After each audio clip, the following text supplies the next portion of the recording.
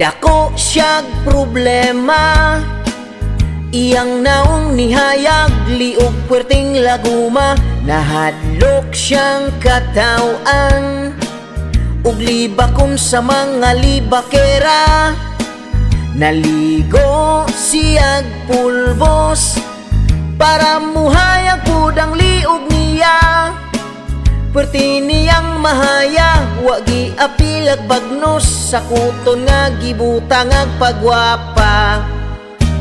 Tungod sa kabalaka, dinahalos mo gawas, taman ragyod sa sala. Maulaw siya nga makit-an, basig katawan siya sa silingan. Gipaspasan niyag nos-nos, iyang gipriority iyang liog. Liog niyang alagom, kalit lang yud ni hayag, iyang naong napud ang nikisdom.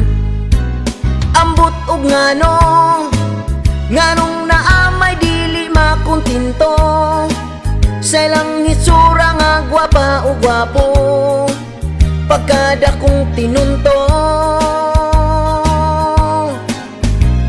Bahalag pas mo, basta mo puti lang, bahala gasto.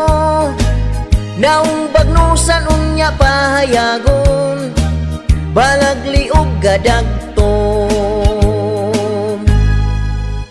Banang nga nagyaw-yaw, kay di nakapanglimpyo, sa samin sigig tanaw, sa liog sigig pamulbos. Sa kada oras sa matag adlaw, ang banaw wa kaagwanta, sa kasuko kalit lang misingka.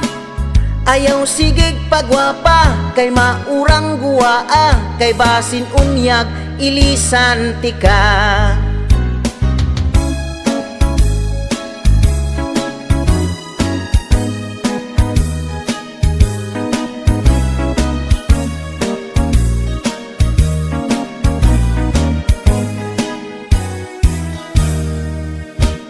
Dako siyag problema, iyang naong nihayag, liog puwerteng laguma. Nahadlok siyang katawan, ug libakon sa mga libakera.